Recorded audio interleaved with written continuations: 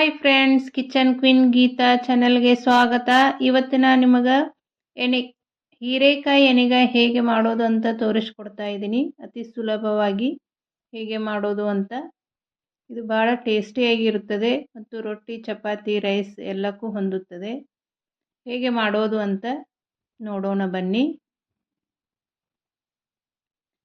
ಇಲ್ಲಿ ನಾನು 250 ಗ್ರಾಮ್ನಷ್ಟು ಹೀರೆಕಾಯಿ ತೆಗೆದುಕೊಂಡಿದ್ದೇನೆ. ಹೀರೆಕಾಯಿಯನ್ನು ಚೆನ್ನಾಗಿ ತೊಳೆದು ತೆಗೆದುಕೊಳ್ಳಬೇಕು.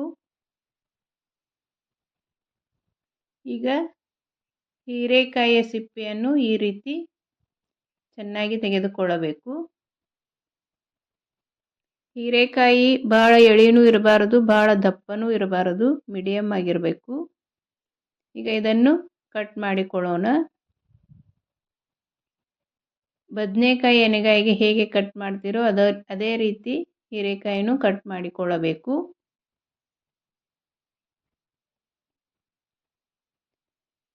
ಈ ರೀತಿ 4 ಪಾರ್ಟ್ಗಳಾಗಿ ಕಟ್ ಮಾಡಿಕೊಳ್ಳಬೇಕು. ಈ ಹೀರೆಕಾಯಿ ಪಲ್ಯ ಒಂದು ಸಲ ಮಾಡಿ ನೋಡಿ, ತುಂಬ ರುಚಿಯಾಗಿರುತ್ತದೆ. ಈಗ ಸ್ವಲ್ಪ ಎಣ್ಣೆಗಾಯಿ ಕಟ್ ಮಾಡಿದ್ದೇನೆ. ಸ್ವಲ್ಪ ಹೀರೆಕಾಯಿಯನ್ನು ಹಾಗೆ ಸಣ್ಣಗೆ ಕಟ್ ಮಾಡಿಕೊಂಡಿದ್ದೇನೆ. ಈಗ ಇದಕ್ಕೆ ಮಸಾಲೆ ರೆಡಿ ಮಾಡಿಕೊಳ್ಳೋಣ. ಒಂದು ಅರ್ಧ ಕಪ್ನಷ್ಟು ಕೊಬ್ಬರಿ ತೆಗೆದುಕೊಳ್ಳಬೇಕು. ಸಣ್ಣಗೆ ತಿಳುವಾಗಿ ಕೊಬ್ಬರಿ ಕಟ್ ಮಾಡಿರಬೇಕು. ಒಣ ಕೊಬ್ಬರಿ ತೆಗೆದುಕೊಂಡಿದ್ದೇನೆ. ಒಂದು ಅರ್ಧ ಕಪ್ನಷ್ಟು ಶೇಂಗಾ ತೆಗೆದುಕೊಳ್ಳಬೇಕು. ಎರಡು ಹಾಕಿ ಚೆನ್ನಾಗಿ ಹುರಿದುಕೊಳ್ಳಬೇಕು. ಈಗ ಇದಕ್ಕೆ ಸ್ವಲ್ಪ ಹುಣಸೆ ಹಣ್ಣನ್ನು ಹಾಕಿಕೊಂಡಿದ್ದೇನೆ. ಸ್ವಲ್ಪ ಕರಿಬೇವು ಸೊಪ್ಪನ್ನು ಹಾಕಿಕೊಳ್ಳಬೇಕು. ಹಾಕಿ ಈ ರೀತಿ ಚೆನ್ನಾಗಿ ಬಾಡಿಸಿಕೊಳ್ಳಬೇಕು. ಈ ರೀತಿ ಚೆನ್ನಾಗಿ ಹುರಿದುಕೊಳ್ಳಬೇಕು. ಈಗ ಇದನ್ನು ಒಂದು ಮಿಕ್ಸಿ ಜಾರಿಗೆ ಹಾಕಿಕೊಳ್ಳೋಣ.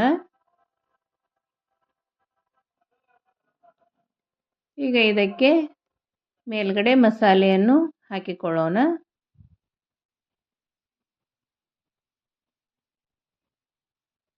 ನನ್ನ ಚಾನಲ್ನಲ್ಲಿ ಅನೇಕ ರೀತಿಯ ಗ್ರೇವಿ ರೆಸಿಪಿಗಳಿವೆ. ಒಂದು ಸಲ ಚಾನಲ್ ಚೆಕ್ ಮಾಡಿ ನೋಡಿ. ನಿಮಗೆ ಇಷ್ಟವಾದರೆ ನನ್ನ ಚಾನಲನ್ನು ಸಬ್ಸ್ಕ್ರೈಬ್ ಮಾಡಿ, ಶೇರ್ ಮಾಡಿ, ಲೈಕ್ ಮಾಡಿ ಮತ್ತು ಪಕ್ಕದಲ್ಲೇ ಇರುವ ಬೆಲ್ ಐಕಾನನ್ನು ಕ್ಲಿಕ್ ಮಾಡಿ ಆಲ್ ಅಂತ ಸೆಲೆಕ್ಟ್ ಮಾಡಿರಿ. ಈಗ ಇದಕ್ಕೆ ಸ್ವಲ್ಪ ಬೆಲ್ಲ, 1 ಸ್ಪೂನ್ ಜೀರಿಗೆ, 1 ಚಿಟಿಕೆ ಅರಿಶಿನ, ರುಚಿಗೆ ತಕ್ಕಷ್ಟು ಉಪ್ಪು ಮತ್ತು ಅರ್ಧ ಸ್ಪೂನ್ ಗರಂ ಮಸಾಲ ಹಾಕಿಕೊಳ್ಳಬೇಕು. ಈಗ ನಾ ಇಲ್ಲಿ 2 ಸ್ಪೂನ್ನಷ್ಟು ಚಿಲ್ಲಿ ಪೌಡ್ರ್ ಹಾಕಿಕೊಂಡಿದ್ದೇನೆ. ನಿಮಗೆ ಖಾರ ಜಾಸ್ತಿ ಬೇಕಂದರೆ ಜಾಸ್ತಿನೂ ಹಾಕಿಕೊಳ್ಳಬಹುದು. ಈಗ ಗ್ಯಾಸ್ ಮೇಲೆ ಒಂದು ಕಡಾಯಿ ಇಟ್ಟುಕೊಳ್ಳೋಣ. ಒಗ್ಗರಣೆ ಮಾಡಿಕೊಳ್ಳೋಣ.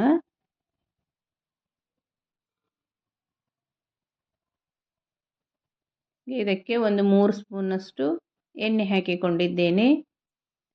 ಇದಕ್ಕೆ ಜಜ್ಜಿದ ಬೆಳ್ಳುಳ್ಳಿ ಹಾಕಿಕೊಳ್ಳಬೇಕು. ಬೆಳ್ಳುಳ್ಳಿ ಪೇಸ್ಟ್ಗಿಂತಲೂ ಜಜ್ಜಿ ಹಾಕಿದರೆ ರುಚಿ ಚೆನ್ನಾಗಿ ಬರುತ್ತದೆ. ಇಲ್ಲಿ ಸಣ್ಣಗೆ ಕಟ್ ಮಾಡಿರುವ 2 ಈರುಳ್ಳಿಯನ್ನು ಹಾಕಿಕೊಂಡಿದ್ದೇನೆ. ಈರುಳ್ಳಿ ಬೆಳ್ಳುಳ್ಳಿ ಸಾಫ್ಟ್ ಆಗುವವರೆಗೂ ಬಾಡಿಸಿಕೊಳ್ಳಬೇಕು. ಈಗ ಇದಕ್ಕೆ ಸಣ್ಣಗೆ ಕಟ್ ಮಾಡಿರುವ ಹೀರೆಕಾಯಿಯನ್ನು ಹಾಕಿಕೊಳ್ಳಬೇಕು. ಇವು ಸ್ವಲ್ಪ ಸಾಫ್ಟ್ ಆಗುವವರೆಗೂ ಬಾಡಿಸಿಕೊಳ್ಳಬೇಕು.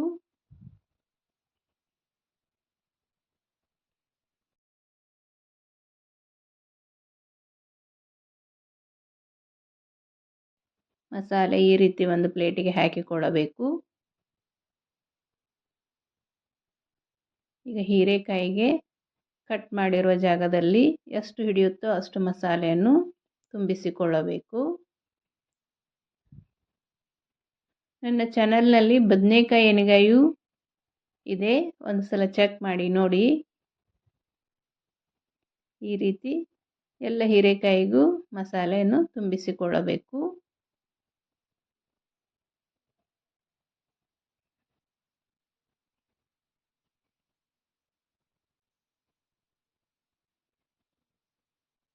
ಈಗ ಈ ಒಗ್ಗರಣೆಗೆ ತುಂಬಿರುವ ಎಣ್ಣೆಗಾಯನ್ನು ಹಾಕಿಕೊಳ್ಳೋಣ.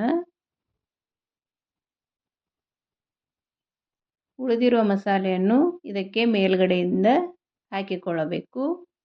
ಟೇಸ್ಟ್ ತುಂಬ ಚೆನ್ನಾಗಿ ಬರುತ್ತದೆ ಮತ್ತು ಗ್ರೇವಿಯೂ ತಿಕ್ಕಾಗಿ ಆಗುತ್ತದೆ. ನಾನು ಹೇಳಿರೋ ಮೆಥಡ್ನಲ್ಲಿ ಒಂದು ಸಲ ಈ ಹೀರೆಕಾಯಿ ಎಣ್ಣೆಗಾಯಿ ಮಾಡಿ ನೋಡಿ.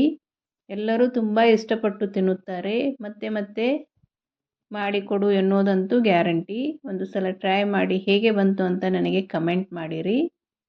ಇವು ಹೀರೆಕಾಯಿ ಬೇಯಲು ಒಂದು ಅರ್ಧ ಗ್ಲಾಸ್ನಷ್ಟು ನೀರು ಹಾಕಿಕೊಳ್ಳಬೇಕು. ಇದನ್ನು 5 ರಿಂದ 6 ನಿಮಿಷ ಕುದಿಸಿಕೊಳ್ಳಬೇಕು.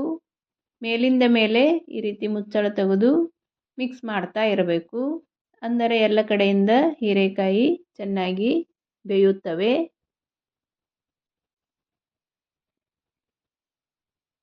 ಈ ರೀತಿ ಮಿಕ್ಸ್ ಮಾಡಿ ಮತ್ತೆ ಮುಚ್ಚಳ ಮುಚ್ಚಿ ಬೇಯಿಸಿಕೊಳ್ಳಬೇಕು. ಈಗ ಸಣ್ಣಗೆ ಕಟ್ ಮಾಡಿರುವ ಕೊತ್ತಂಬರಿ ಸೊಪ್ಪನ್ನು ಹಾಕಿಕೊಳ್ಳೋಣ.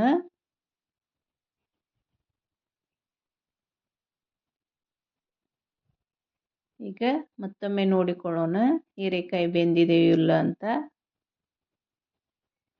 ಈ ರೀತಿ ಒಂದು ಎಣ್ಣೆಗಾಯನ್ನು ತೆಗೆದುಕೊಂಡು ಸ್ವಲ್ಪ ಬೆರಳಿನಿಂದ ಹಿಚಕಿ ನೋಡಿಕೊಳ್ಳಬೇಕು. ಇದು ಇನ್ನೂ ಸ್ವಲ್ಪ ಕುದಿಯಬೇಕು. ಈಗ ನೋಡಿ ಚೆನ್ನಾಗಿ ಕುದ್ದು ಹೀರೆಕಾಯಿ ಪಲ್ಯ ರೆಡಿಯಾಗಿದೆ. ನೀವು ಒಂದ್ಸಲ ನಿಮ್ಮ ಮನೆಯಲ್ಲಿ ಮಾಡಿ ನೋಡಿ. ಇದು ರೊಟ್ಟಿ, ಚಪಾತಿ, ಅನ್ನಕ್ಕೆ ತುಂಬ ಚೆನ್ನಾಗಿ ಹೊಂದುತ್ತದೆ. ಇಲ್ಲಿ ನಾನು ರೊಟ್ಟಿ ಮಾಡಿದ್ದೇನೆ. ರೊಟ್ಟಿ ಜೊತೆ ಹೀರೆಕಾಯಿ ಎಣ್ಣೆಗಾಯಿ ರೆಡಿ ಆಯಿತು.